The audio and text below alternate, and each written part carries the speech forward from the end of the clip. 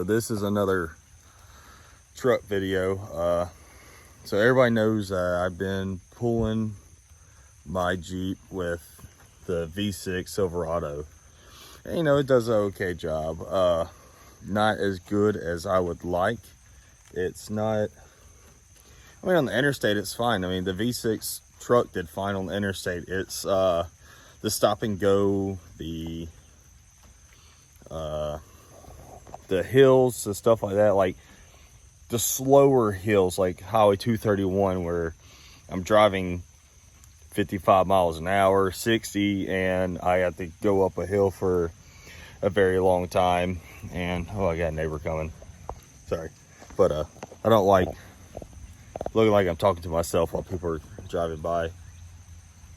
And there's a lot of traffic today, but either way, yeah. So the slower hills it makes the transmission overheat in the V6. So a month ago, I traded the truck in, and see, this one's not a quad cab or a double cab.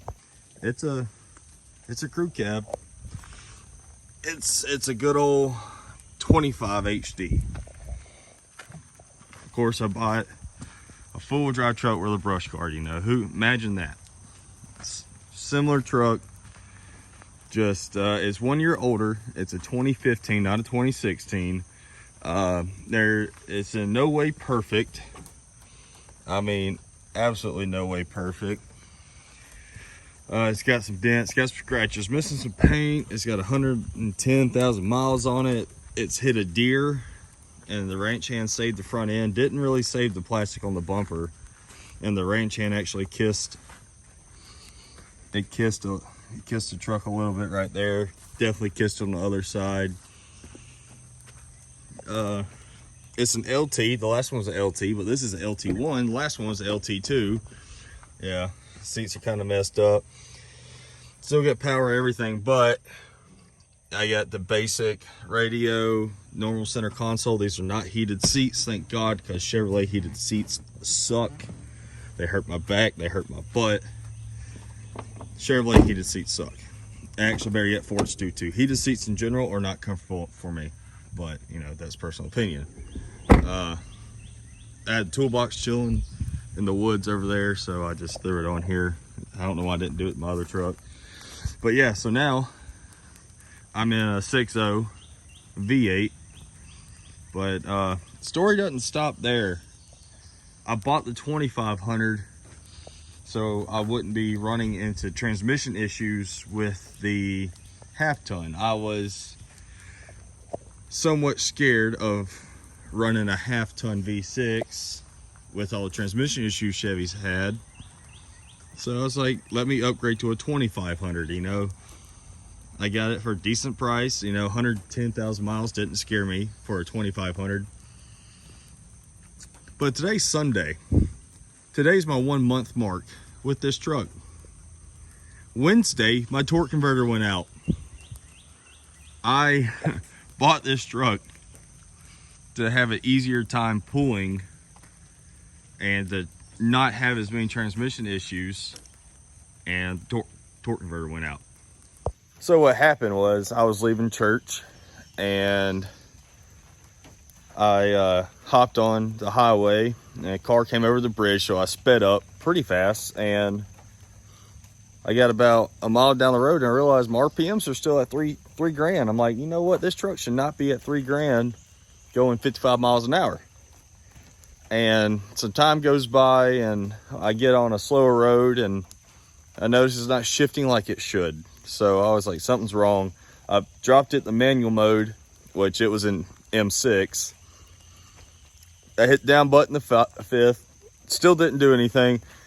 Hit the down button the fourth, still didn't do anything. And then I hit down button the third, and then it downshifted. So my truck was stuck in 4th gear. It would not shift above 4th gear. Unfortunately, that's an issue. The transmission temp got to about 190, which this truck, the month I've had it, has never gotten above 170. So never been in 170s. So it kind of shocked me to see 170, and then went 180, and it hit 190 before I made it home, which I was 25 miles away from the house. And yesterday we had to move it from the front yard to here for grass cutting purposes, and my dad idled it out the way. Well, I backed it up into the yard, and as I put it in drive, I just tried to accelerate with it, and it wouldn't.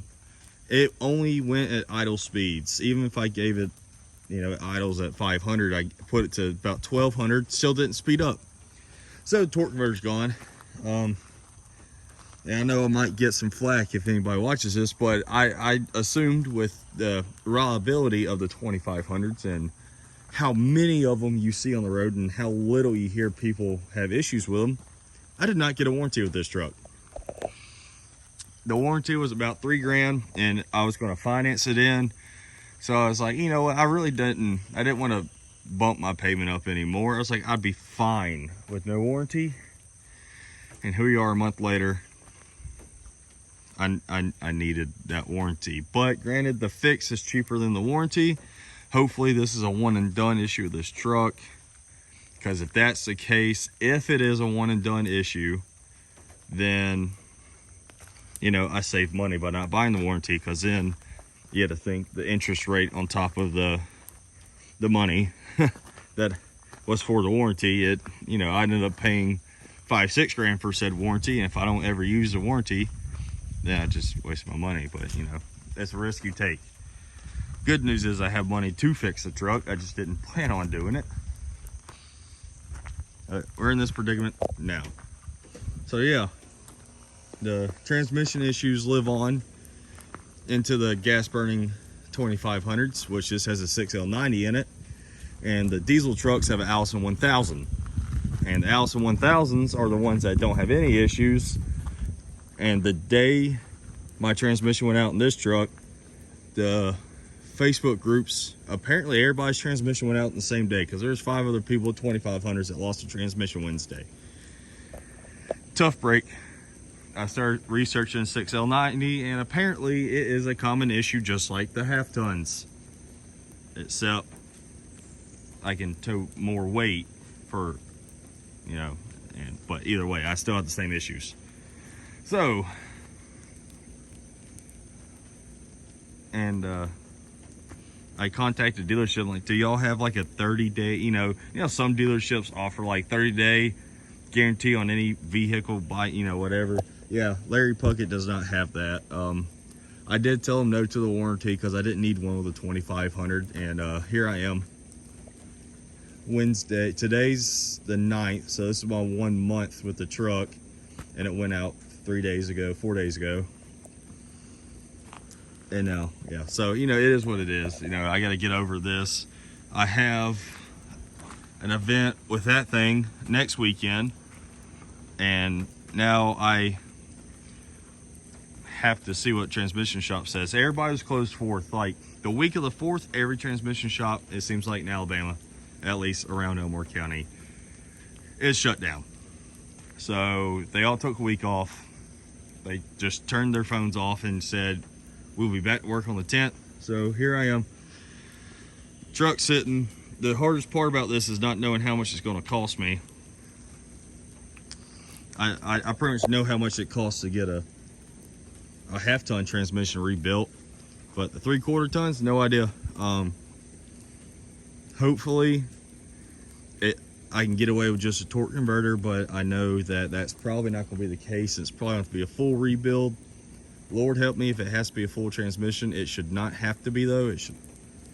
We're going to pray about just a torque converter, because if it's just a torque converter, we'll be rocking and rolling, and I won't feel as bad. But yeah, this is my new truck that I can't drive. I can't wait to actually tow with it. Finally bought me another 8-lug after 6 years. My last one was an 03 15 heavy duty, and now I got a real 3/4 ton. This is pretty sick. This is a Reese Farm and Ranch 14K trailer hitch that is a swivel tri-ball, so I thought that was pretty nifty. There's only one in the state. The Friday I bought the truck, so I was like, yes please.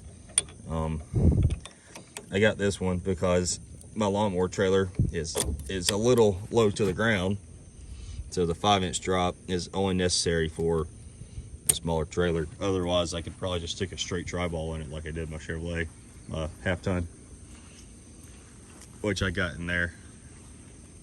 But yeah, new truck, new issues, more headaches. I love Chevrolet to death. They all have their issues. Now I can't joke on my coworkers for running something different because now here I am. But it's what I wanted.